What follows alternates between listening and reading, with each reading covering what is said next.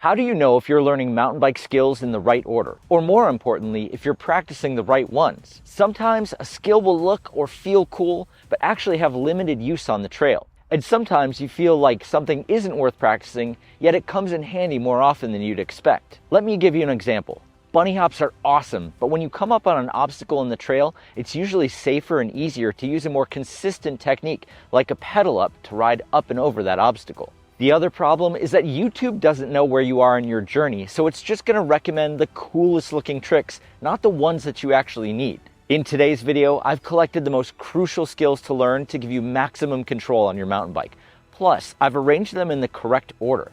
This is going to make the whole process easier and faster because every skill builds on the previous one. Doing it this way also helps you to have a better understanding of each element in every skill. My name is Aaron. Welcome to Super Rider. On this channel, we break down complex bike skills into easy to learn techniques so you can quickly apply it to your riding. This video is broken into segments and you'll see different chapters on the timeline listed out by the specific technique. If you know how to do a skill, you're welcome to skip ahead, but I would advise you to watch everything because my teaching style breaks down every skill to the most basic element. So you might pick up some new insights even if you can already do the technique. Let's start with one of the most important concepts in all of mountain biking, unweighting. We're going to talk about how to lift each one of our wheels off the ground, but understanding the unweighting concept is going to help you in a bunch of other techniques as well. The general idea is that whatever you want to do on the bike, the most important thing you can do is move your body weight away from the area that you want to lift off the ground. So for our front wheel, we'll shift our weight to the back of the bike, which helps lift up the front by making it super light. If we want our back wheel to lift off the ground, we shift our weight forward to unweight the back wheel. It's a simple concept, but it makes everything easier so you're not trying to fight the bike to get it to move. One thing that makes this process easier to understand is the exact spot on the bike that you need to get behind. This area is called the bottom bracket, and it's sort of the middle of the bike. If your hips are in front of this point, your back wheel comes up easier. If your hips are behind the bottom bracket, your front wheel comes up easier. If you're struggling to do either motion at any point, but you think your technique is correct, see if you can get a video of yourself doing the motion and double check that your body is in the right place on the bike. With all the techniques that we're going to talk about in this video, getting a good sense of where you are on the bike and what you're actually doing versus what you think you're doing can be the most useful tool to improve. I highly recommend setting up your phone or a GoPro to film yourself. It will speed up your progression for sure. Let's dive into the front wheel lift specifically now that we understand the basics of unweighting. We're going to roll along slow with our pedals level and we'll over-exaggerate this motion. Push your body from the front of the bike to the back of the bike as quickly as you can. You should feel the front wheel get extremely light when you do this, which will make it easy to lift off the ground. Notice how we haven't talked about using our arms yet? Most beginners will try to yank the front wheel off the ground with their arms, but the problem is they're still standing too far forward, so they're basically fighting against themselves to lift the front wheel off the ground. Now that we have the unweighting technique in place, our arms only need to guide the front wheel off the ground. I like to think of this motion like a reverse rowing motion, where I push the handlebars away as I shift to the back of the bike. If this is your first time using this technique to lift the front wheel off the ground, you'll want to put in some serious repetition here to get your muscle memory locked in. As you get more comfortable with the motion, you'll start sliding back further and further toward the back of the bike, which makes it even easier to lift the front wheel higher. Eventually, this movement will feel second nature to you and you won't need to over-exaggerate your movements as much. But anytime you're learning any new skill, I highly recommend moving more than you think you need to on the bike. It's a great way to test the boundaries, but it will also break you outside of your current habits on the bike, which almost always unlocks new skills. Once you're feeling good and building confidence with the front wheel lift, the next thing you should do is start practicing your timing. Lifting the front wheel is good, but being able to time out the lift for obstacles in the trail is the real reason why we're learning this. Find a small stick or something that you can use and time out your front wheel lift so that it goes up and over. I sometimes use lines on the ground like in parking lots or out on the road for the same thing. If you want to take it up a notch, you could try to hold the front wheel off the ground for an extra second or two using the same technique. Now that you've got your front wheel lifted off the ground, it's time to move on to the back wheel lift. I use flat pedals when I ride, and this technique works perfect. You can use this skill with clipless pedals as well. It's the correct way to do it no matter what you ride. Since you understand the principle of unweighting already, you know that to get your back wheel off the ground easily, you need to be ahead of the bottom bracket for that to happen. Shifting your hips ahead of the bottom bracket starts this process, but the other thing we need to do is a process called the pedal scoop. The pedal scoop accomplishes two things. First, it locks our feet into flat pedals and gives us the ultimate control. Next, it helps guide the back wheel where we want it to go. It's mostly useful for back wheel lifts, but it also applies to skills like the pivot. To do a pedal scoop, rotate your toes toward the ground. If your bike is rolling forward, this motion helps build pressure between your forward movement and your feet pushing into the pedals. Now that you have your toes pointing down, you're going to push back and up on the pedals, which pushes the back wheel into the air. If you want to test this out, you can actually stand next to the bike and do it with your foot on the pedal. Practice it a few times off the bike like this, and then try to do the exact same thing as you roll along. Combine the pedal scoop motion with your weight forward on the bike, and your back wheel will unweight and pop off the ground. Same thing here. If you're struggling to get the back wheel to move, film yourself and see if your body position is in the right place. Over-exaggerating this movement will help you break out of your patterns to learn this skill too. The easiest way to build up your muscle memory with this skill is through repetition. So what I like to do next is roll along and do a bunch of back wheel lifts in a row. No breaks necessary, just roll and lift. You can also add in a timing drill with this skill too. Use the same stick or line on the ground and lift your back wheel over it as you ride. Even better, do a front wheel lift, then a back wheel lift over that same stick. This is a great way to practice both at the same time, but the combination of the two skills is going to be a big help when we start practicing our technique for riding up and onto obstacles, which is later in this video. Now that you have unweighting figured out and you can lift both wheels independently, let's continue building on top of these skills. Each segment from here on out is designed to help you build one skill on top of the next skill. Have fun with these, and don't forget, practice makes progress. There's one thing that holds you back when you're trying to improve on your mountain bike, but it might not be immediately obvious to you. It's fun to ride and try new things on the bike, but today we're going to learn something that unlocks all of your progression on two wheels. Not only are we going to focus on this, but I'm going to teach you the drills you need to do in order to break through the barrier that's been holding you back. My name is Aaron. Welcome to Super Rider. On this channel, we break down complex bike skills into easy to learn techniques that you can quickly apply to your riding.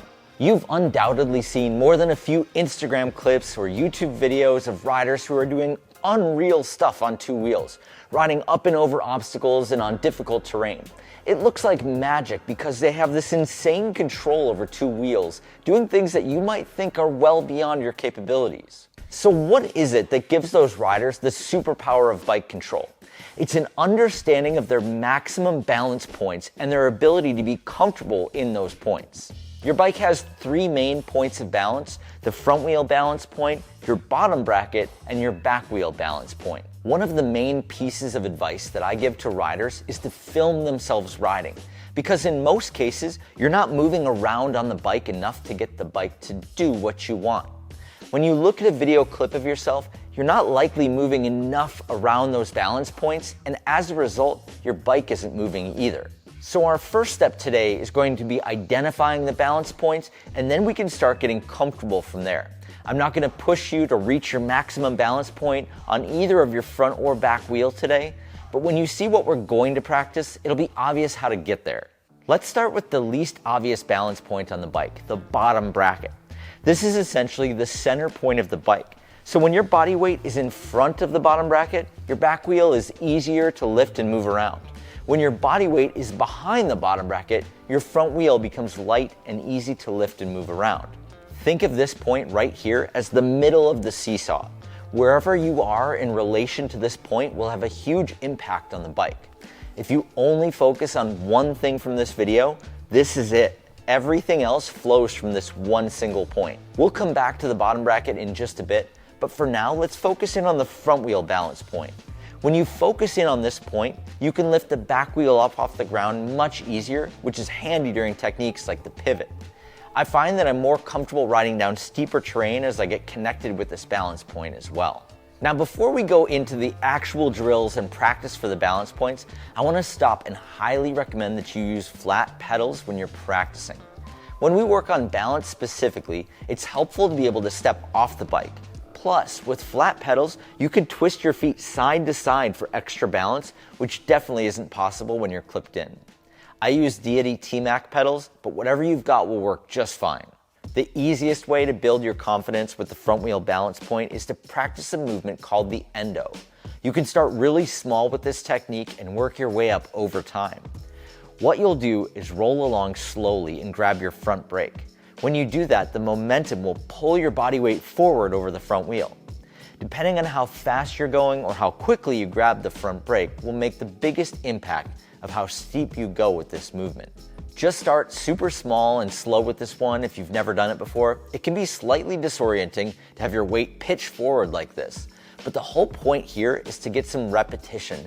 That way you get more comfortable over time. Let's move on to the back wheel balance point. This one is absolutely vital for pedaling up obstacles, bunny hops, wheelies, and a bunch of stuff in between. We can start to check out this back wheel balance point by building on that first endo movement. So first, you'll rock your body forward for the endo, and then as your back wheel comes back down, you can shift your weight back to lift up the front wheel. Do a quick check here to see where your body is relative to that bottom bracket. See how shifting behind the bottom bracket has actually made the front wheel light and lifted it off the ground? You don't need to lift your front wheel way off the ground to start getting a feel for the back wheel balance point. Just start small and get comfortable rocking back a little bit. As you progress here, you can push into new territory over that balance point and build confidence with your front wheel higher in the air. This ultimately strengthens your position on the bike and allows you to ride up higher obstacles, which comes in handy with some of the other skills that I teach on this channel. So let's spend a little extra time practicing this first drill a bit more. We're doing something called rocking, which is a quick endo followed by a front wheel lift. Try to link together a few back and forth movements to start and keep it relatively small. The bigger you go with the movement, the harder it will become to maintain your balance, so save that until after you get the basics locked in. What you can also do from here is a side-to-side rock. Pick a direction and slowly rock back and forth with tiny movements on your front and back wheel. This is sometimes called a rock walk, and if you can do this in both directions, you're not only building your balance skills on the front and back wheels, you're also picking up the basics for the pivot technique. This is all important stuff for when you're building basic control on the bike. The other way to practice these skills is to do them at a slow roll. Roll at a walking pace and lift your front wheel by pushing your weight to the back of the bike. Or lift your back wheel off the ground by pushing your weight forward and adding a slight scoop of the pedals to lift it off the ground. Isn't it funny that you can build so much bike control in such a small space? You can practice this anytime you want and riff on it a little bit. If you want to focus in on steeper endos, you can start to push your comfort level with that front wheel balance point. Same thing with the back wheel. And what I think you're going to find out is that you can push a lot farther than you originally thought. That's the thing that holds most riders back. Their comfort zone and the balance point are located pretty far apart. Our goal with today's practice is to bring our comfort zone closer to the actual balance points on the front and back wheels. And with some practice, you'll get there before you know it. You might call this the worst trail in the world, or you might not call this a trail at all. Today we're going to learn a skill that will help you conquer rough spots in the trail. It's an easy technique that you can use at any speed, and you can use it to balance, to reposition your tires, and even to climb up steep sections. My name is Aaron. Welcome to Super Rider. On this channel, we break down complex bike skills into easy to learn techniques so you can quickly apply it to your riding. Today's skill has all kinds of different names. Some people call it an English hop or a two-wheel simultaneous hop. Some people call it a spud hop or a clipless hop. And some people even tell you this is the wrong way to bunny hop. Regardless of what it's called, the basic thing that's happening is that both tires are coming off the ground at the same time. It's an easy way to pop the bike up, and with just a little control, you can use this movement to rebalance and reposition yourself on the bike. In fact, the English hop technique might be one of the most versatile skills that you can have on a bike. There are so many different ways to apply it to your riding. So today we're going to learn both stationary and rolling versions of this skill, and I've got a bunch of different drills that we can also practice to fully lock it in. So with that, let's get started.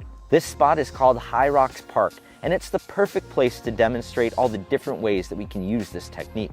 I'm not sure if there's a flat section to be found here, but that's fine. You always hear me say that practice makes progress, and what I mean by that is that repetition helps us build muscle memory. Once you've got that in place, things get easier and more efficient. So what better place to get some repetition with our English hops than here? I managed to get my hands on a drone recently too, so today I'm going to try to use it to film some of the lines here at High Rocks. We'll go back and forth between learning the technique of the English hop and putting it to use on some of the rocks here. Before we dig into the basic technique, let me show you how we can use this technique to ride over an incredibly difficult line of rocks. I know that most of the time you'd encounter a single rock or a log on the trail, but since we're here, let's just send it.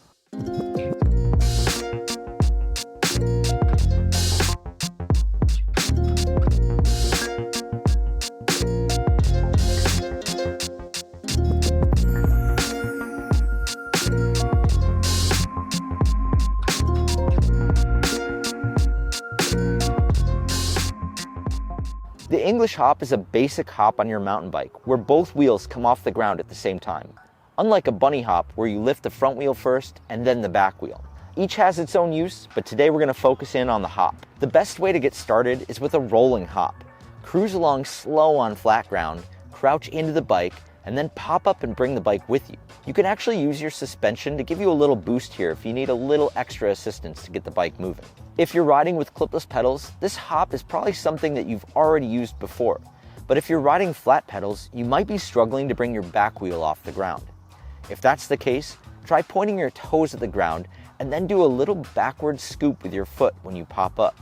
Angling your foot like that will help you lock the pedal into your shoes, and the scoop guides the back wheel up with the rest of the bike. You could practice just the back wheel scoop while you roll along too. This will totally lock it in. So let's start with a rolling hop on flat ground, and then let's try to get 2 in a row. Once you start getting a feel for it, you can probably hop a bunch of times in a row as you roll along. This is the kind of repetition that we want to get going. Next, try to slow to a stop and do the same thing. Only this time, you're going to see how many hops you can get in a row before you have to start rolling again. One thing to think about is how you reset your body and balance the bike with each hop. So instead of thinking about the hop movement, think about landing in full control and how this could be helping you balance.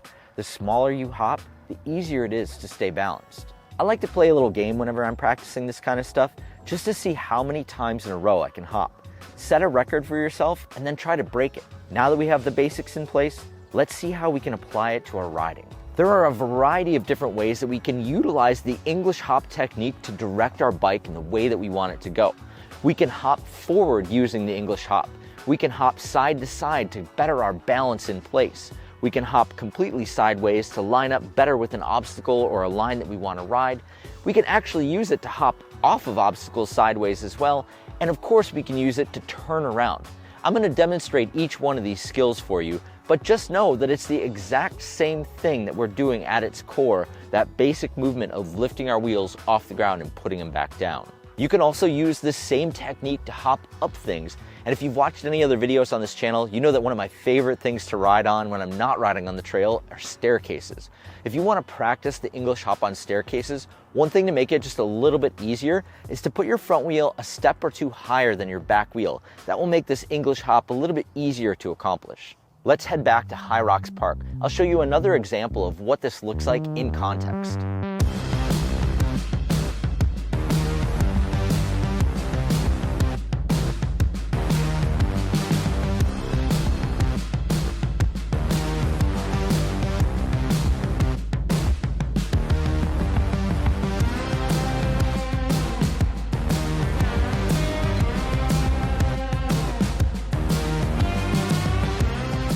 Now that you've seen this technique in action, let's go into exactly how we move the bike using a hop. After you've mastered the basic hop, you can start to move around with it a bit more. Try to hop to the right and to the left, keeping in mind that we're continuing to use the hop to maintain our balance. Once you can hop side to side, maybe test out and see if you can hop forward and back. I find that the easiest way to move the bike is to push my body in that direction right before I hop, and then I bring the bike back underneath me to land where I want. Another great thing to test out is hopping up a small hill. It's the exact same technique we used to move the bike a little bit, just applied now to a different angled surface. This is probably the thing you'll end up using the most on the trail. It's super helpful.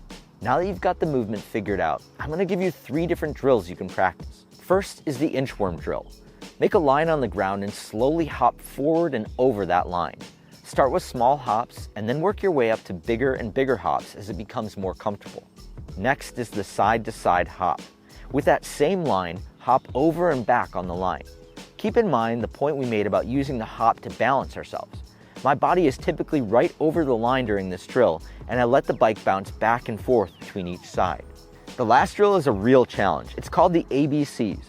In this drill, think about using your bottom bracket like a marker, and we're gonna trace out the letters A, B, and C by hopping in that shape. If you want to challenge yourself even further, go ahead and do the entire alphabet. My best advice for working on this technique is to just focus on the core motion of the hop before you start worrying about distances at all. You'll want to get to a point where you feel like you can hop almost indefinitely without getting super tired. And then once your muscle memory is in place, getting distance gets a lot easier. The other skill that will benefit tremendously from you learning this technique is the track stand. What if I told you that almost every wheelie video on the internet missed the most important step in the process? And learning it without this element is not only making it harder to learn, but it's preventing you from using your wheelie technique in other scenarios, which we're also going to cover in this video. The reason why this is important is that it directly impacts your balance and power in the first and most vital phase of the wheelie. In this video, we're going to completely break down and master the wheelie, and then we'll set you up to apply the technique to those other skills as well. I don't want you to only be able to show off in the parking lot. I want you to use this skill to do things like riding up and off of obstacles. My name is Aaron. Welcome to Super Rider. On this channel, we break down complex bike skills into easy to learn techniques so you can quickly apply it to your riding. The reason why some people struggle to learn wheelies is that you have to do a lot of stuff at the same time. You have to worry about your speed and keeping the bike balanced on one wheel, both side to side and front to back. You're going to be using your pedals, your brakes, and your body to stay in that wheelie, which means that you're learning how pedal pressure impacts your bike, how to use your knees and elbows to increase your overall balance, and you're learning brake control by feathering the brakes. Whew, that's a lot. Wheelies are probably the only time that I also work on my posture as well. To prepare ourselves for learning basic wheelies, let's focus on bike setup and how it applies to learning the technique. We'll start with the seat. The best place that everyone seems to agree on is that you should drop it down an inch or two from the maximum height of your seat. This helps get your body in the right position on the bike to make this process easiest. If you have it all the way up, you end up way off the back of the bike, and your front wheel has to be a little higher to maintain your balance. Plus, you won't be able to bend your knees out for balance when you're pedaling, which is going to be a key element as we're learning to wheelie. So when you're just starting out, this lower seat position is going to help out in a bunch of different ways. Just like everything, you can always modify it once you've got the basics locked in. Next, and I think this is basically a requirement, you need to start with flat pedals, but for two reasons. Most importantly, so you can hop off the bike in the event that you loop out, but there's another reason why this is important. Like I said earlier, not only will we need to be able to balance both front to back, but we'll also need to balance side to side. While we'll mostly be using our knees and elbows to balance for that, you can also rock your feet on the pedals to enhance that side to side balance, and that's something that's physically impossible if you're clipped into your pedals. One thing that the wheelie is going to test is your ability to feather or modulate your brakes. Our hand position on the handlebar should be as wide as possible to increase our balance, with just one finger covering the end of each brake. This gives us maximum control over the handlebar, but also the most range of motion for the brake lever, which will be easing on and off of that back brake as we go. You don't actually need your front brake for this, but I guess it's an old habit that I can't ride a bike without covering both brakes, so here we are. Also, while we're talking about our brakes, make sure your back one actually works. We're going to need that to help us control the front to back motion of the bike. If we start getting a little too far back, one quick tap brings us back safely. Lastly, on the bike setup, let's talk about your gearing. One thing that I've learned about wheelies is that it's not always the lightest gear that gets the job done. If you're pedaling too light of a gear, it may be easy to pop the front wheel up at first, but then you start moving slow. If you've learned anything from watching my other videos, you know that riding slow makes you work a lot harder to balance. So we need to find a gear that gives us a solid mix between easy pedaling, but a little speed to keep our balance. I've got a 12-speed cassette on my bike, and my preference is to go for 5th gear. You might go a gear higher or lower depending on your preference, and I know more than a few people that try to shift in the middle of their wheelies as well. To be honest, I never really thought about speed when I was first starting to do wheelies, but now that I've been practicing them for a while, I realized that the extra momentum can be useful.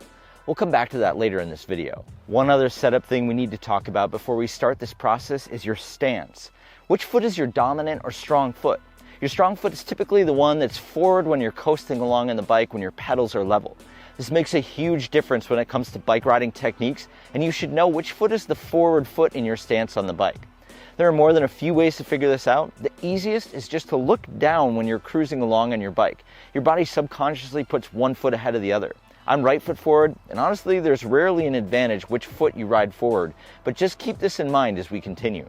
The last thing we should talk about before we get started is your location. One thing that helps a lot of riders when they're starting their practice is to find a slight uphill spot to ride. Wheeling uphill can be helpful because your body position is already partially in the right position and the front wheel doesn't need to come as far off the ground to get started. If you're struggling with the wheelie on flat ground, maybe try to find a slight uphill to practice your skills. Now that we have our bike setup dialed and our positioning correct, let's focus on the first phase, the takeoff. Pedaling along slow on the bike, the takeoff consists of two things: a shift with our upper body from the front of the bike to the back, while we simultaneously push down on the pedals to bring up the front wheel. The body shift to the back will unweight the front wheel, and the pedaling will boost that up even more. Keep your back and arms straight with your chest out like you have insanely good posture, and that will help you get in the right position too. If you're a smaller rider and you feel like just shifting your weight and pedaling isn't enough to get the front wheel unweighted, you can also do some things like pumping the front suspension to give the front wheel lift a little extra momentum. There's one key part of the takeoff that we need to pay extra close attention to, because I think this step is exactly where most people get it wrong. Most people will tell you to start your pedaling motion with your strong foot, and here's why I think you should do the exact opposite. When we use our first pedal stroke on the bike, the front wheel comes off the ground to put you in that basic wheelie position. This is an unnatural position for most people to be in, and if you start the motion with your strong foot, that means that your opposite foot is coming around right as you get to the place where you need maximum stability. So in this case, you're basically starting off your wheelie with your weak foot forward, which for most people is an unbalanced position. And I think that's the main reason why most people struggle with wheelies in the first place. Also, if you were going to use the same exact method to pedal up or pedal off of an obstacle, you'd be landing with your opposite foot forward, which makes it even more awkward. Compare that to starting the pedaling motion with your opposite foot and letting your strong foot come around as you get to the point of the technique where you need the most stable stance possible. Makes a lot more sense, right? Beyond stabilizing the first stages of a wheelie, you're also going to be able to apply this elsewhere, which is one of the most important things about learning new skills. So many mountain bike techniques build off of each other, and the wheelie is no different. If we're going to put in all this time to learn something new, we should be able to use it elsewhere, and that's exactly why I'm hammering this point about getting the pedal motion dialed in the right way. Okay, so let's start practicing the takeoff in isolation, just so we can build up a little muscle memory and confidence before we move ahead. This is also a great time to get acquainted with your back brake's role in the process. Do the complete pedal stroke to lift the front wheel up, and then grab your back brake to bring your front wheel back down to the ground. After you're feeling solid with your takeoffs, we can focus on the next phase of the wheelie, which is stabilization. You'll need this as you start trying to get the first few pedals into your wheelie after the takeoff. We'll first start with the front to back stabilization and then move on to the side to side movement. One thing about wheelies is that you're never in a perfect balance spot completely locked in. You're always hovering around it, making tiny adjustments to stay balanced. So mentally, let go of this idea that you're going to lock into one spot and hold it. That way you can put your energy into using the different tactics to keep yourself near that balance point while you wheelie. Here are the 3 things that stabilize you in a wheelie. Number 1, the position of your front wheel. When your front wheel reaches a certain height, you'll hit your balance point on the back wheel. If it goes too high, you start to loop out. Too low, and your wheelie is basically over. 2 things affect the position of your front wheel, and they are your pedaling speed and your braking.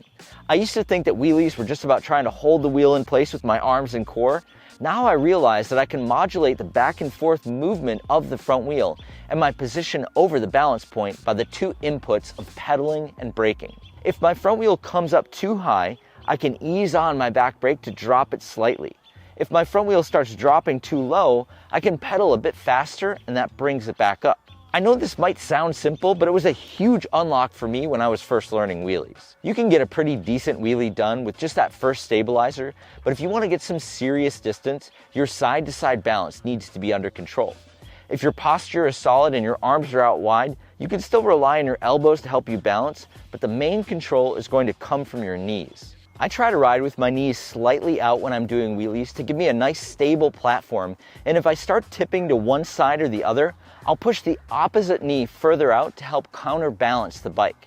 That action with your knees usually shifts your hips over the balance point too, which can also help us rebalance on the bike. The other thing to pay attention to is what you can do with your feet on the pedals. Since we're on flat pedals, we can rock our feet side to side on the pedals, which is an assist to our knees. Play with that movement a bit when you're riding and see how it helps your balance. The final stabilizer is our speed. If you've been around the channel for a bit, you know that I recommend riding super slow on flat ground to see how much harder your body has to work to maintain balance. Wheelies are no different. When we're first learning, we ride slower than normal, which also makes us work harder to stay balanced on the back wheel. There's nothing wrong with that, but if we're going to try to get a decent wheelie happening, we need to consider our speed on the bike. The reason why this is the third step, once we've got our balance figured out, we can try to pedal a little faster to speed things up and pull it all together. The third phase of the wheelie process is distance. We're putting together our takeoffs and our stability to hopefully start riding longer and longer wheelies. I like to pick out points along my practice route, so it becomes a little bit of a game to try to hold a wheelie until I get to that point. Another skill you can try to practice in your wheelies is coasting in the wheelie position. Now technically, I guess this is called a manual, but really the point of the practice here is being able to maintain your balance point on the back wheel without pedaling. If you build up enough speed on the bike, but you don't want to use your brakes to modulate, you can stop pedaling and just try to maintain balance while you coast. This one's kind of fun and it feels pretty cool too. At this stage of your practice, repetition is going to be a key to unlocking all of the different tactics that we can use to keep our front wheel in the air while we wheelie. Make it a game, set some goals, and over time it'll start to feel just a little bit more natural to be pedaling along on one wheel. Practice makes progress. This is gonna sound super funny, but the best advice I can actually give you is don't forget to breathe. So many times when I'm working on something new, I hold my breath in the middle of the trick and then I run out of air and then I fail. So don't forget to take a couple deep breaths and be calm, relax while you're working on your wheelies, because there's nothing worse than trying to wheelie and hold your breath at the same time. Okay, so now comes the fun part. You didn't do all this work just to be able to wheelie around a parking lot. Now that you can consistently get the front wheel off the ground in that wheelie motion, let's talk about how we're going to use it to do other stuff. The same takeoff motion that we use for the wheelie can apply to a standing wheelie, where we do the same basic thing, just standing up on the bike with the seat dropped down. This version of the wheelie works when you want to pedal up onto obstacles or if you want to pedal off obstacles too. To do a standing wheelie, you'll use your combination of body movement from the front to the back of the bike with a strong pedal with your opposite foot. This brings the front wheel up and puts you in the perfect position to do whatever you want to do next. See how our strong foot comes up and around the top as the front wheel lifts up? That's exactly why we learned wheelies starting with our opposite foot first, and now we're set up to easily learn more skills as a result. The way I like to practice this version of the skill is to start with a line on the ground. I'll roll up to it slow, and as my front wheel crosses the line, I'll initiate that same pedaling motion to bring up the front wheel. Grab your back brake and bring down the front wheel afterwards, or you can hold it a little bit longer if you want to hang out on that balance point. Now I can apply the same skill to riding up or off of obstacles. Riding your bike up and over a big rock or log can be scary with lots of consequence if you come up short. The good news is that we have a new way to practice this technique so you can learn it with zero consequence and be prepared the next time you find yourself in this situation. Even better, what if I told you that you could learn this skill on flat ground? My name is Aaron, welcome to Super Rider. On this channel, we break down complex bike skills into easy to learn techniques so you can quickly apply it to your riding. Today we're going to learn the basics of a pedal up, sometimes called a punch. This technique is a much more controlled and simplified way to ride up onto obstacles. Both tires stay in contact with the ground or the obstacle, unlike the bunny hop, which requires a much more complex movement. You basically do a little front wheel lift, then transfer your weight from the back of the bike to the front, which pulls you onto the obstacle. I'm going to break this all down for you. I think you'll be surprised with how easy it is to practice each element. Let's start by talking about your bike setup for practicing this skill. My mindset when it comes to learning new skills is to simplify everything down to the most basic elements and then start adding things back in. So let's start by locking out our suspension as much as we can. This will help us understand the basic motion of the bike, and once you're feeling confident with the movement, feel free to open it back up. Next, drop your seat down. Even though we're going to be doing wheelies in this technique, it's a standing wheelie, so you will want to keep this out of the way. I also recommend flat pedals when you're practicing this, partially because we're going to be doing small wheelies and partially because you can rock your foot on the pedal to help with your side-to-side balance. I'm loving these Deity T-Mac pedals right now. I'll put a link below if you want to get a pair for yourself. Lastly, let's talk about your hand position on the bike. We want to have our hands as wide as possible on the bars for balance, and we use one finger for the brakes. This gives us a little extra control for the movement and the braking. Diving into the pedal up technique, we're going to break it into two sections. First, we'll focus on the front wheel lift, then we'll go over the back wheel lift. After that, we'll pull it all together on flat ground and then apply it to an obstacle. We're going to start off this whole thing by practicing a small standing wheelie. You may have already practiced the wheelbase drill that I've recommended in previous videos or on Instagram, and that single skill is the foundation for the pedal up. Two things are happening at the same time when we do a standing wheelie. First, our body moves from the front of the bike to the back of the bike, and that makes the front wheel light so we can get it off the ground. Our hips move behind the seat, which is an important element for bringing up the front wheel. As our body is moving from front to back, we're also adding in a pedal. You're going to start with your opposite foot at the top of the pedal stroke, and there's a good reason for that. You may have done wheelies starting with your strong foot in the past, but when we do a pedal up, we always need to start with the opposite foot. The reason is that we want our strong foot to come around just as our front wheel is landing on the obstacle. That way we're in our strongest possible position on the bike. So that's why we practice starting with the opposite foot. It might feel kind of weird at first to start with your opposite foot, but trust me, it's worth practicing this way. Let's spend a bit more time focusing in on this standing wheelie movement. Pick a line on the ground and roll up to it with your opposite foot on the top of the pedal stroke. As your wheel gets to the line, shift your weight back and push that opposite pedal. Your front wheel should pop up and you'll roll just a short distance on your back wheel. Be sure to keep your back brake covered. If the front wheel comes up too high, grab that brake and it'll drop back down. If you want to build some extra confidence here, see if you can coast for a little extra on the back wheel. This will give you more time to get comfortable in the position of being on the back wheel at the end of that first pedal stroke. Spoiler alert, the more comfortable you are in this position, the higher up you'll be able to ride eventually. This is the first half of the skill, and now we're going to focus in on the back wheel lift. Let's continue with our flat ground practice. To lift our back wheel off the ground, we use a technique called the pedal scoop. When you point your toes at the ground, it forces the pedals to stick to your shoes. If you keep your feet pointing down and then you push back and up, you'll scoop the pedals into the air, and that brings your back wheel off the ground. You can practice your pedal scoops by standing next to the bike and just pushing your back foot into the pedal. Lock up your front wheel and give it a shot. This is a great way to get a feel for it. You can also roll slow and put your weight super far forward on the bike and then pedal scoop while you roll. I try to use both feet, but when you watch me ride, my back foot always looks quite a bit more pronounced with the scoop. Now that we have a feel for the pedal scoop, let's try to put it together with the front wheel lift.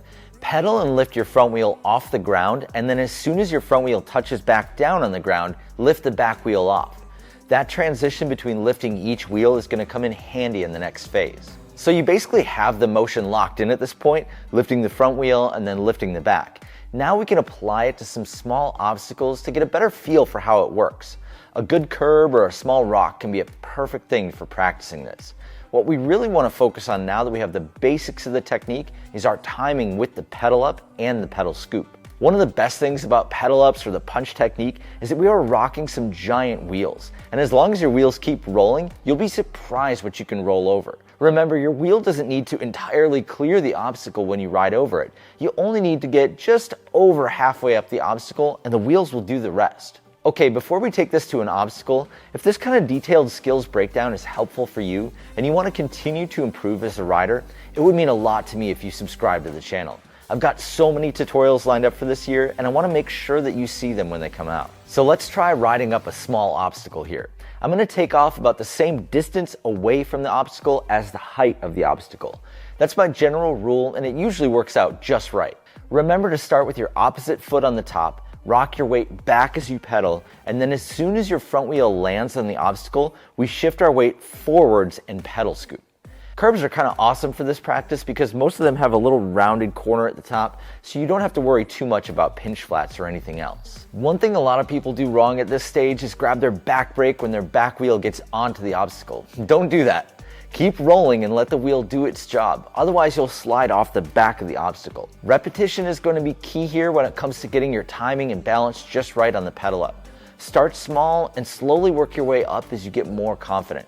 You can actually pedal up super high onto obstacles if you do this right. Check out the 2-foot box in my warehouse. Even with 29-inch wheels, I can roll right up this thing. Wonder what would happen if I put a pallet on top of it. I think that adds a few inches.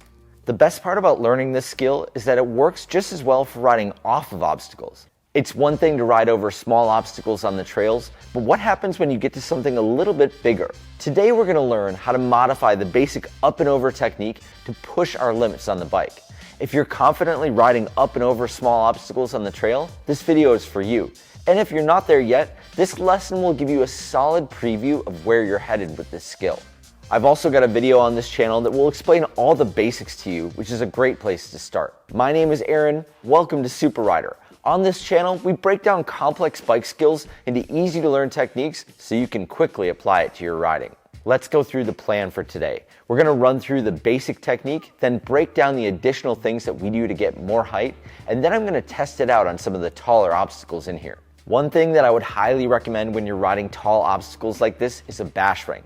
It's just a little piece of plastic that fits on the bottom of the bike to protect your chain and chainring from getting smashed. They're super affordable and a great investment, especially when you consider what they're protecting.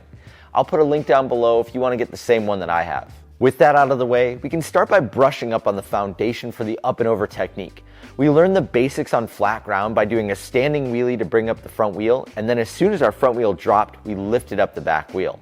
That's a solid and safe way to practice the motion and build confidence with all the important elements for the up and over. Nothing really changes here, we just add a few more elements to get the job done. If you've got a small obstacle around, you can session that for a while too. This helps build your muscle memory for the skill, which is an important way to get confidence for the bigger obstacles. Today I've got my GoPro with me and I'm going to try to do a mega slow-mo of this breakdown. A lot of these elements sort of work together to make it happen, so I'll do my best to show how it all comes together. Now, most obstacles you ride are not going to be square boxes, which is a huge help in most cases. It's rare that you find an obstacle with a square edge on the trail, which means your wheels should roll up it even easier.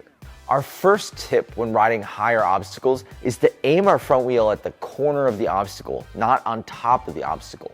Remember, the advantage is that our wheels roll and we can get extra height by using that to our advantage. The next thing we want to do is a slight variation from smaller obstacles. On a small obstacle, you would shove your weight to the front of the bike and stay there. On a higher obstacle, you extend that movement by this double pump style. You first move your body weight up, and then you push your bars out in front of you as far as possible. To aid the bars going as far forward as possible, you need to flatten out the bike so the wheels are on the same level. This happens by bringing the back wheel up into your body. You're going to use your pedal scoop to get the back wheel lifted off the ground, but then we need to use our knees to bring the back wheel up into our body to flatten out the bike.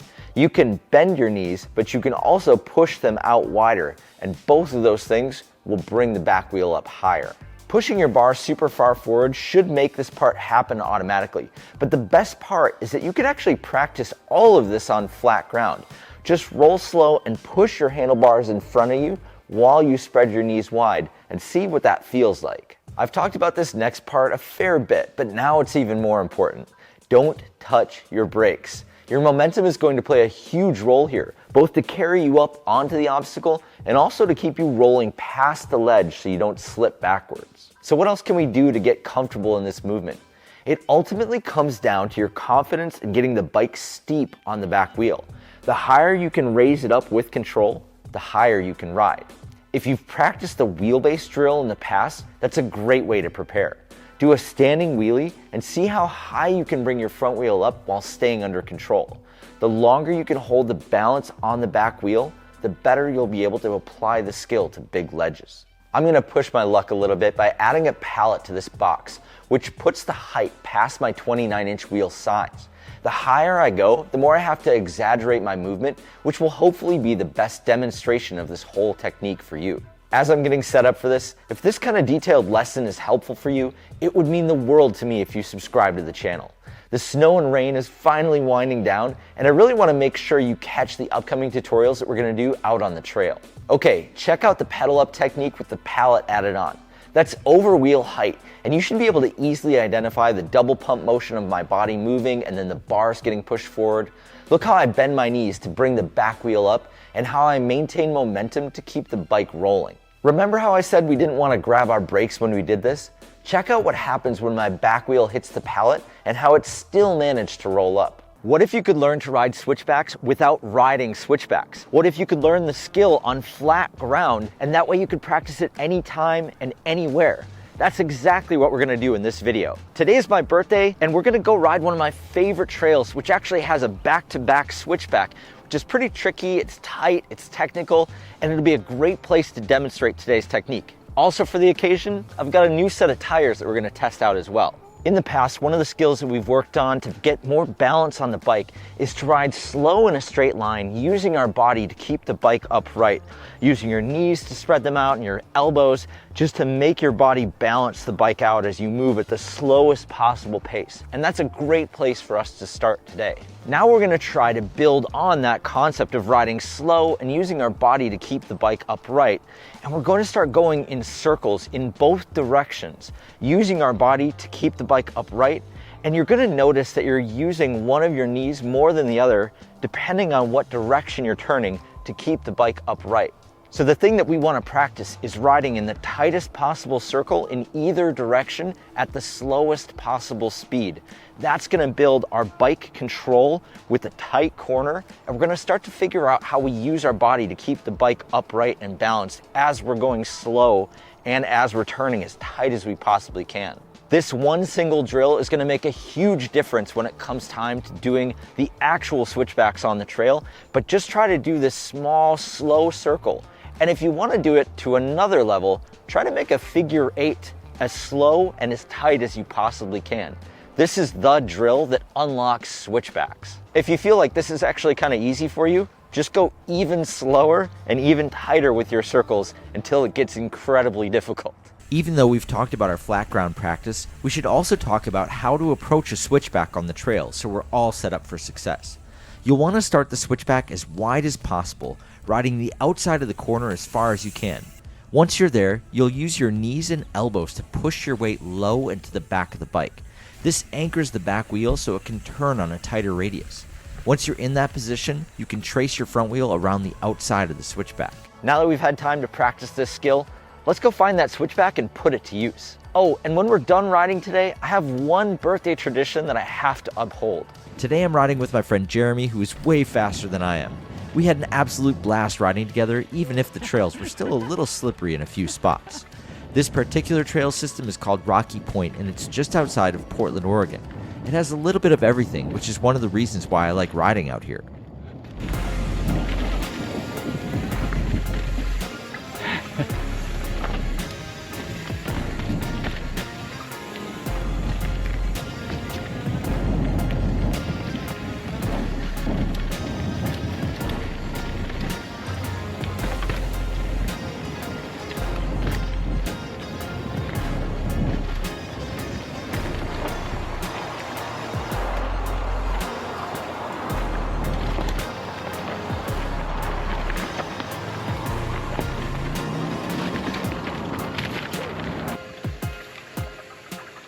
I thought I remembered just 2 switchbacks in this section, but as it turns out, there are quite a few. See how I try to start the corner as wide as possible? That way I give myself the most room to turn, even in tight switchbacks like this. Pay close attention to how my elbows and knees are almost touching. I'm putting my weight over the back wheel and tracing that corner with my front wheel. Nice.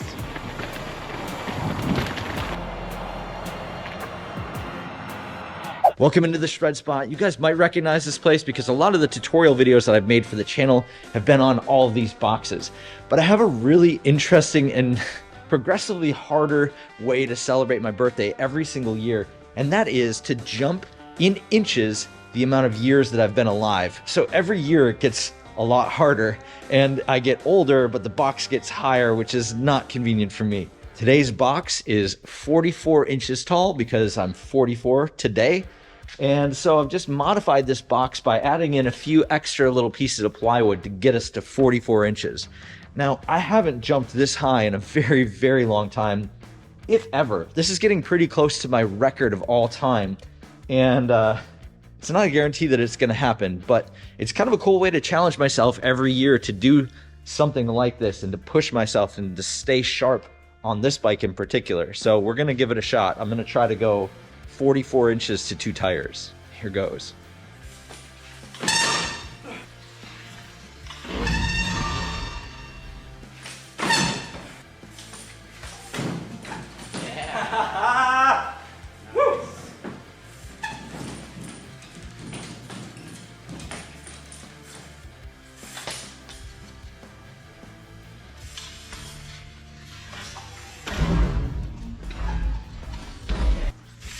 What an awesome day. We got to ride our bikes outside, we knocked down our birthday tradition, and you learned a little bit about switchbacks. Dropping off ledges on your mountain bike can be scary, but what if you could learn the technique on flat ground? There's a basic skill that we can focus on, which is easy to practice and works on just about any kind of drop. I've also got a super fun way to practice this skill in your neighborhood, so you can work on building your control and confidence even when you're not out on the trail. My name is Aaron, welcome to Super Rider. On this channel, we break down complex bike skills into easy to learn techniques so you can quickly apply it to your riding. To prepare for today's practice, I highly recommend locking out your suspension as much as possible.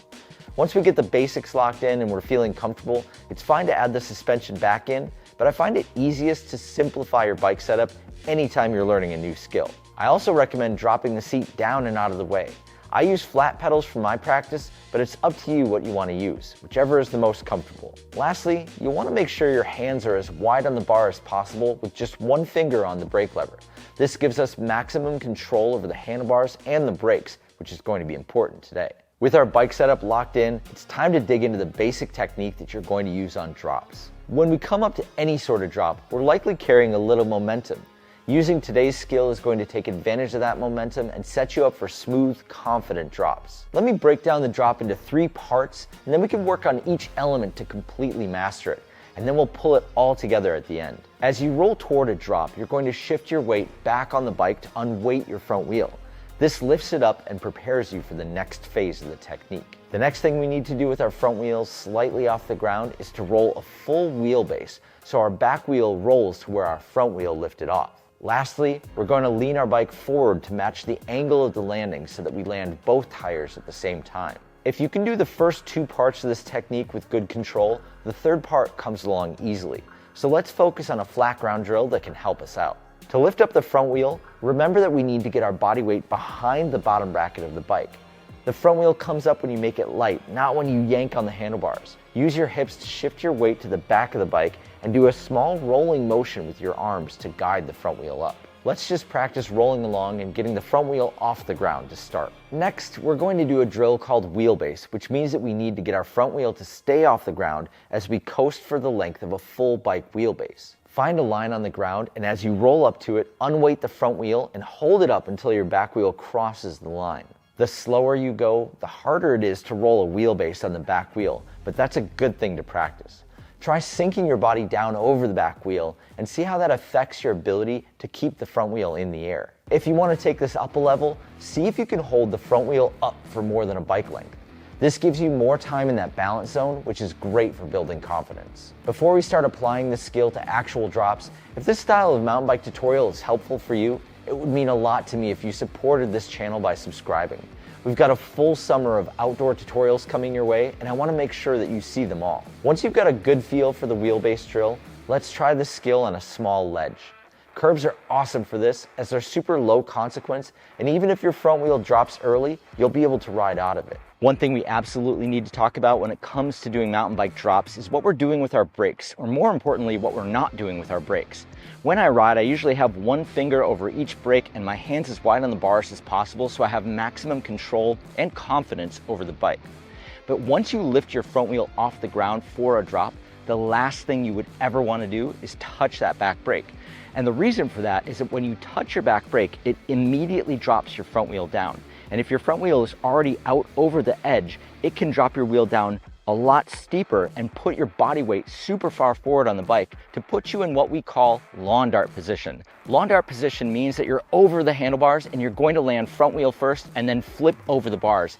And we absolutely don't want to do that. So if at all possible, as you're riding off the drop, if you need to adjust your body on the bike, don't use the back brake to do it. Best case scenario, you can adjust it in the air, but the last thing you want to do is touch that back brake as you're going off the ledge. As you get more control over this movement, you can slowly build up higher and higher.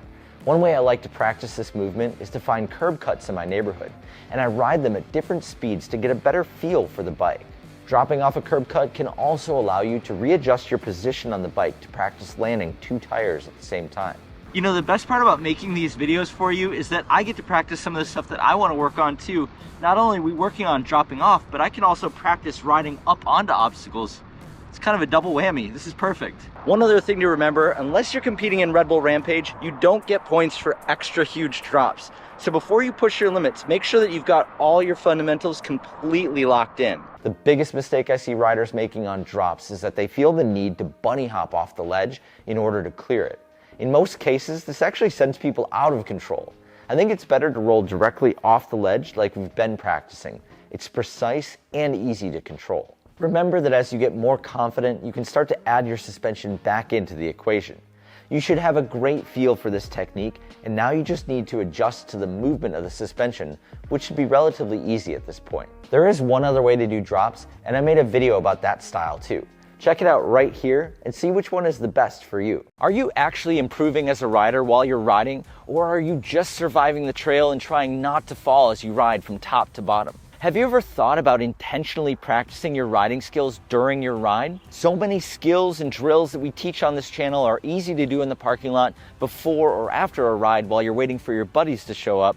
But in today's video, we're going to show you 5 different ways to incorporate them while you're out riding. You might be thinking, but riding my bike is practice. And to that I would say, how much of that riding is focused or repetitive practice? The way we improve is not by doing something one time every now and then. We build our control and confidence as riders by repeating a skill over and over until we have it locked in. My name is Aaron. Welcome to Super Rider. On this channel, we break down complex bike skills into easy to learn techniques so you can quickly apply it to your riding. Today we're riding one of my absolute favorite mountain bike trails, and for today's ride, I've actually got a brand new bike. This is the Marin Alpine Trail 1. And what's special about today's ride is that I haven't updated this bike with any of my parts yet. I pulled it directly out of the box because I just want to see how this bike rides the way that it shows up. So obviously I'm going to swap out a few pieces here and there eventually, but this is basically bone stock. This is how the bike shows up, and we're going to take it out and give it a proper test today. The reason why I've been so excited to ride this trail is that we normally ride down it, not up. When I first started riding here around 2005, I actually just rode a downhill bike here, so you can see how things have changed. I felt like this spot would really challenge me, and that's why I thought it would also be a great place to test out the new Marin Alpine Trail. I think one of the things that makes this bike so cool is how versatile it actually is. There's 12 different configurations that you can have on this bike, and you can make these swaps so easily by just hitting these little flip chips that are in the bike. So it's just this little piece of metal that you turn around, and it gives you different options with the geometry and setup.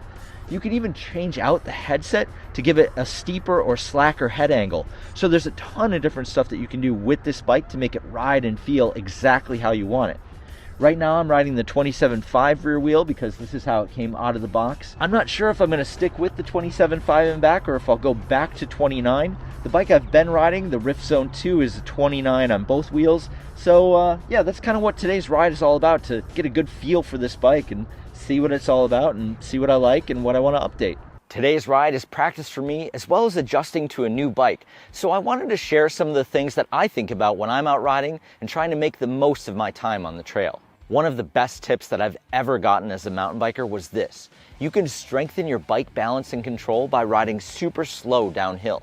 If you've watched any other videos on this channel, you know that I teach this in a variety of different ways, including riding down staircases.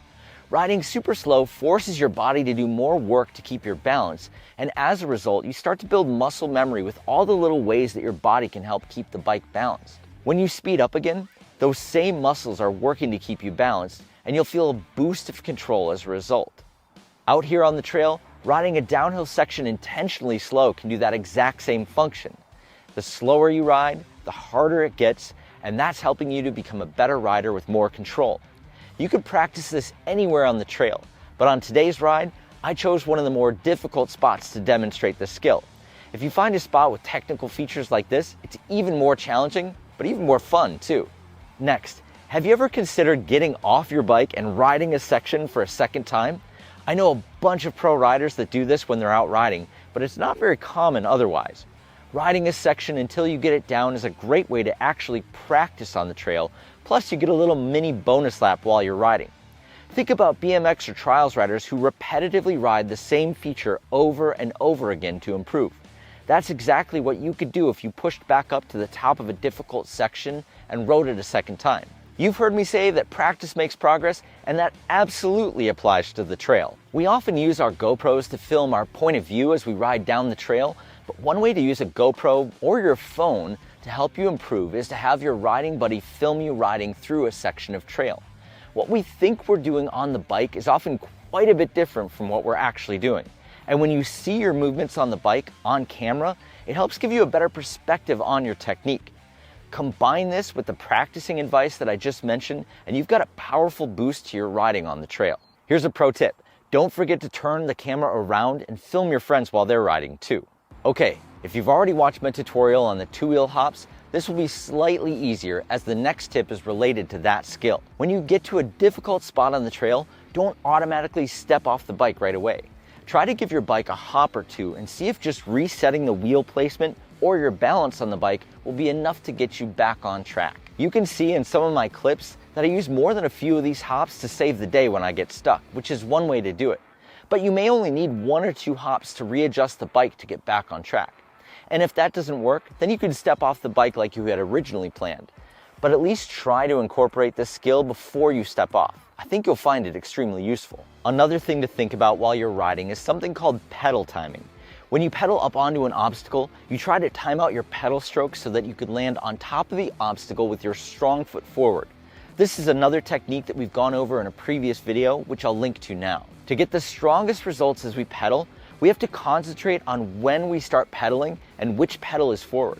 Most of the time, this is sort of an afterthought, but it's an easy thing to focus on when you're riding, and you'll start to see some patterns developing. When you concentrate on this timing and developing it, you'll also recognize how powerful it can be to improve your riding, especially when it comes to getting up and over obstacles. There's one thing that really matters to me when I'm working on pedal timing though, and that's the engagement points in the rear wheel. The reason why you see me running Industry 9 hubs on the back of all of my bikes is because these hubs have a ton of engagement, which means that as soon as I start pedaling, the power immediately transfers to the back wheel.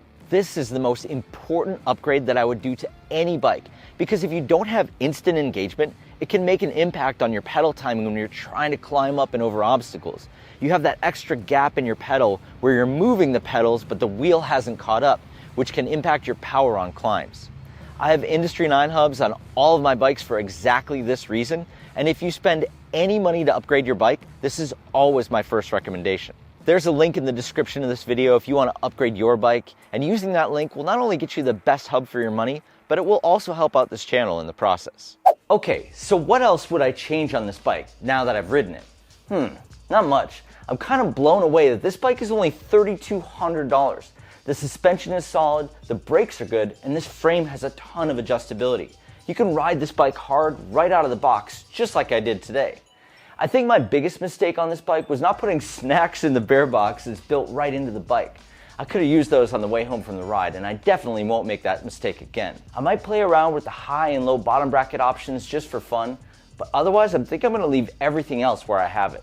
This is the first proper mullet bike that I've ridden, and I think I'll keep the 27.5 wheel in the back for now.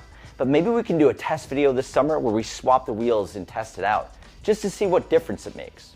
This Marin Alpine Trail was just released a few weeks ago, and if you like the way this bike looks or the way I rode it, you can get one for yourself.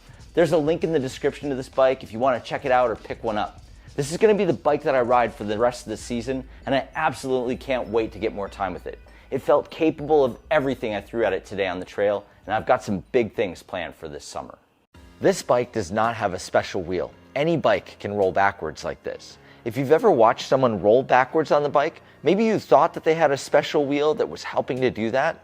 But the truth is, this skill can be done on any bike, and today I'm going to break it all down for you. We're also going to learn how to use it for some everyday riding skills. The skill of riding backwards on our bike is also commonly known as riding fakie.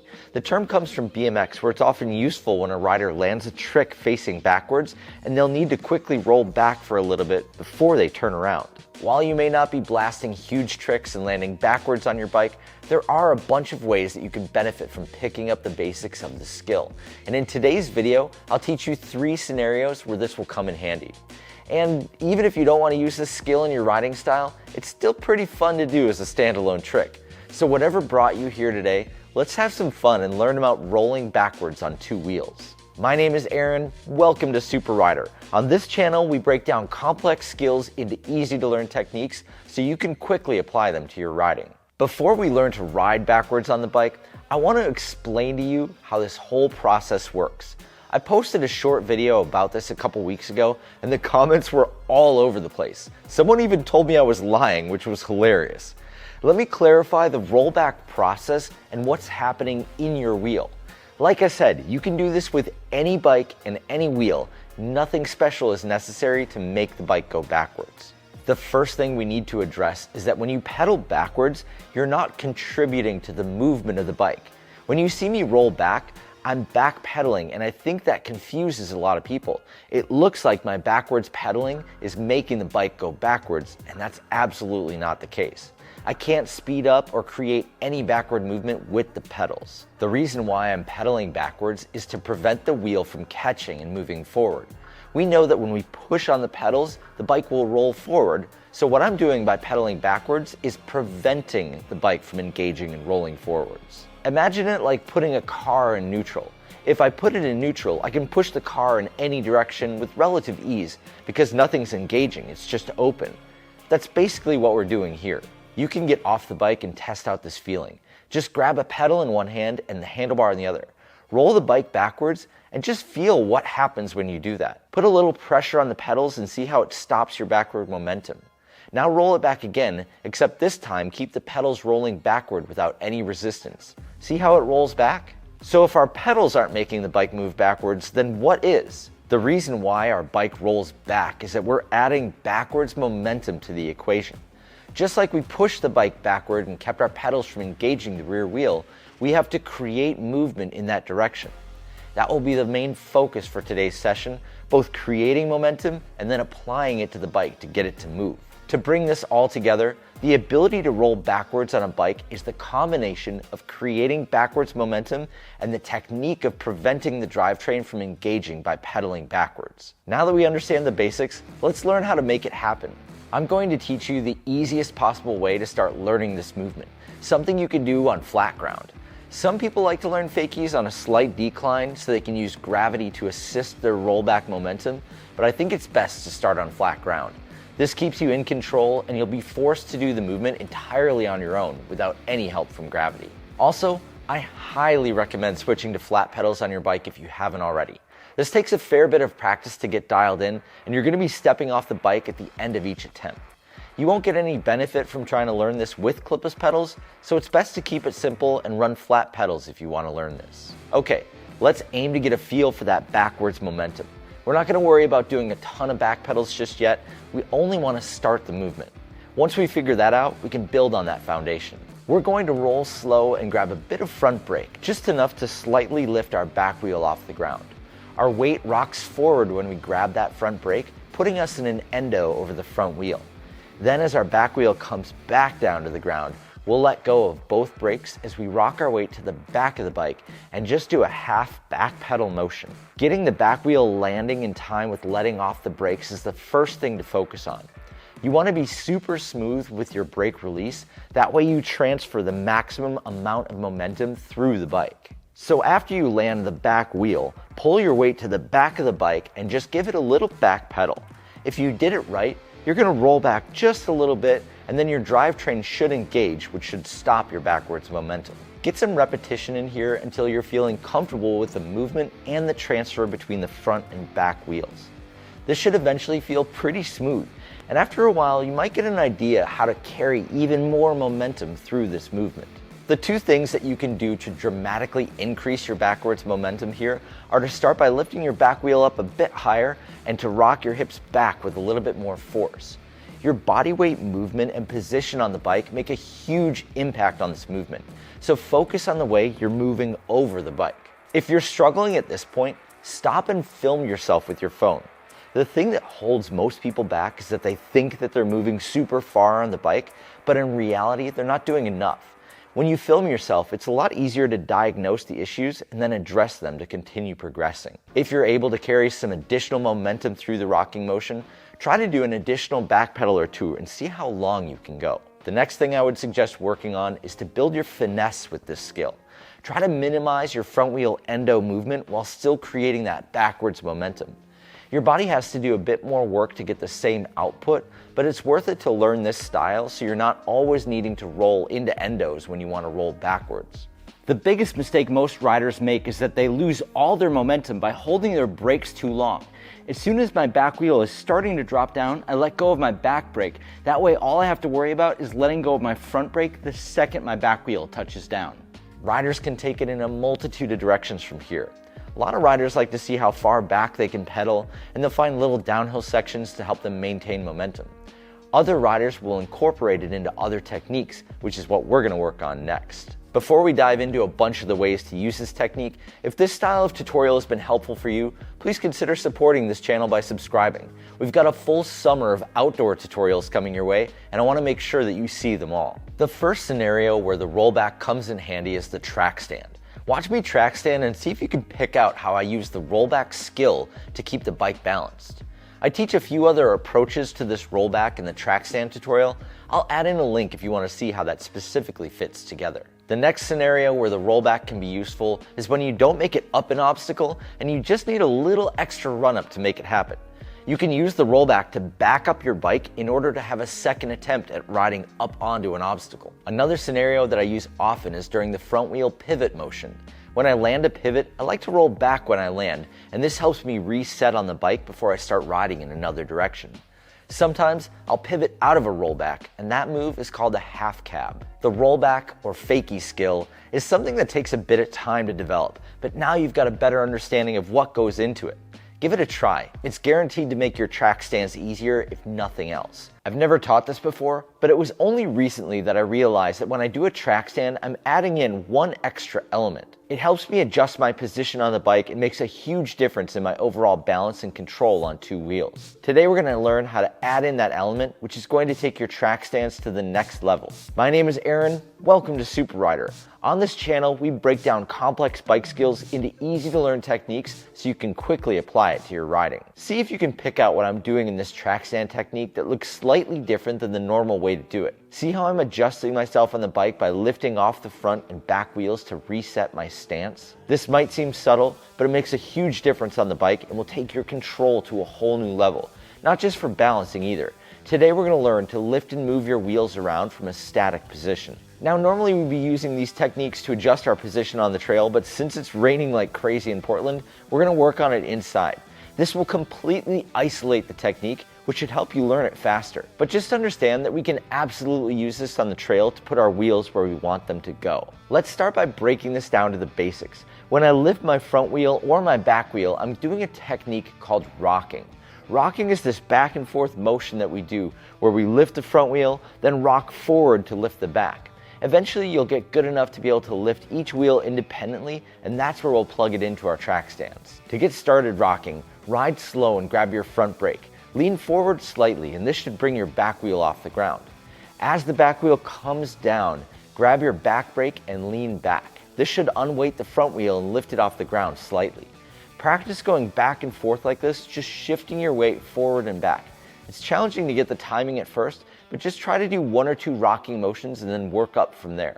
Are you getting a good feel for the way our body position on the bike helps lift the wheels off the ground? Let's try to isolate the movement for each wheel, starting with the front wheel. Ride slow to a stop and hold your back brake to keep the bike in place. Now lean back on the bike and bring the front wheel up. Try to do a couple front wheel lifts. You might notice that you can use each one of the front wheel lifts to help balance yourself on the bike. If you're tipping to one side or the other, you can put the front wheel in the right place to counter your balance. At this point, we can keep advancing our skill by practicing the pendulum drill. Find a line or a small obstacle and lift your front wheel over and back of the line as many times as you can. If you're struggling to get the front wheel off the ground, it's likely because your body weight is too far forward on the bike. Make sure your hips are behind the bottom bracket area, that way your body isn't weighing down the front of the bike. That's the mistake most people make when they're struggling with the front wheel lift. Okay, let's get rolling with the back wheel. This one can be tricky to isolate, but thankfully there's a special technique that we can use to help us out. It's called the pedal scoop, and it's a motion that scoops the pedal and the back wheel into the air. Tip your feet forward so that your toes are pointed at the ground. This causes the pedal to grip your shoe in a more substantial way. Then with your feet pointed down, push back and up on the pedals. This will cause the pedals to stick to your feet like glue, and it'll bring your back wheel into the air. Try this movement rolling first, and when you feel like you've got it, grab your front brake and see how many times you can lift your back wheel up into the air. A lot of people start this back wheel movement with both brakes on, but the best part about having your back wheel in the air is being able to adjust your pedal position. If you feel comfortable, release your back brake when the back wheel is in the air, and you can tweak your pedals to a more comfortable spot. This is a huge help when we need to reset on the bike. If you want to progress this skill, try to do the pendulum with your back wheel as well. If that's a bit much, just see how many times you can lift off the ground in a row. It's a fun game to play to count how many times you can lift that wheel off the ground, and it'll help you progress quickly. Moving on, we did the original rocking with a little help from an endo, but the true test to see if you isolated these wheel lifts properly is to do the whole thing from a standstill. Ride slow to a stop, and instead of doing an endo, try to lift your front wheel first to get that rocking motion started. Now that we have the rocking technique completely mastered, let's drop it into the track stand technique, and I'll show you how it all fits together. Also, if you haven't learned track stands yet, I'll put a link down below for one of my tutorials. Let's jump into a track stand and get your back and forth motion going. See how your pedals can sometimes creep up on you and put you in a funky position like this? A quick rock forward to lift that back wheel, and I can kick the pedals back into the position that I want them to be. And just like that, we're back in business. Maybe I got a little too spicy with my position on the bike and I need to adjust where the front wheel is. Easy fix, just rock back and put that wheel where it needs to be. You can force this movement on the bike if you want to practice it a little bit more too. Try to go from track stand to a back and forth rock and then back into the track stand. Or throw in an ET for fun. There's all kinds of stuff you can do now that you have full control of your wheels. The next thing you can do is start using your wheels to pivot the bike. Check out this video right here and you'll see exactly what I mean. It's new bike day today. I just got this box in the mail and I drove directly to the trailhead with it so we can build it up and give it its first proper ride. Now, the most important thing when you get a new bike or when you're even switching between bikes is getting adjusted to the different bike geometry and suspension and everything. So I have 5 different drills that I do in the parking lot that kind of help me adjust to the bike and get ready for the ride. And I'm going to show you all of that as soon as we put this bike together. So what's in this box? It's a Marin Rift Zone 2. A lot of people have been asking for full suspension tutorials on the channel, some 29er tutorials, and this bike does both of those things. It's a 29er full suspension bike, and I can't wait to put this thing together. My buddies at Marin didn't even bother putting pedals in because they knew I was going to put deity pedals on this bike. So now that we have this bike completely built up, there are 5 parking lot drills that I like to do before every ride to make sure that I'm comfortable with the front and back wheel balance points on the bike. The first drill is the front wheel unweight. That's when we move our weight away from the handlebars to the back of the bike to lift up the front wheel off the ground. I want to make sure that I'm getting back far enough on the bike so that the front wheel actually does come up. The next drill I'm going to do is the back wheel unweight, and to do that I have to put my body weight forward on the bike. And what I'm looking for here is to see how far forward on the bike I need to go to make it easy to get this back wheel off the ground. The third parking lot drill I'm going to do, I'm going to grab my front brake and do a giant endo. And the purpose for that is to see how I can move around on the bike and how steep I can get the bike. This is going to give me additional confidence when I'm riding down really steep terrain. I'm going to know how far back I can get on the bike and how I can manipulate it, how steep I can ride the bike comfortably. The fourth drill I'm going to do is the track stand, and that's where I'm going to find out where my body's balance point meets up with the bike's balance point. I'm going to get a feel for that front and back movement of the bike. I'm going to work on the rollback a little bit, and you know, this is also sort of a convenient thing to do while you're waiting for your homies to show up at the trail too. Just practice that bike balance skill. The fifth and final, and maybe most important drill that I'm going to do before I go out riding riding is the wheelbase drill. On this drill, what you do is you roll along slow and you lift up your front wheel off the ground and you coast on your back wheel until it gets past where you lifted up your front wheel. You want to go an entire wheelbase on the back wheel. The reason why this is so important is this is the same technique that we'll use on drops. So I want to have the confidence that I can hold my front wheel in the air long enough to clear that drop. These drills might feel kind of familiar because they were the same ones that were in the 30-day challenge that we just completed. If you missed out on that, go back and have a quick look at it.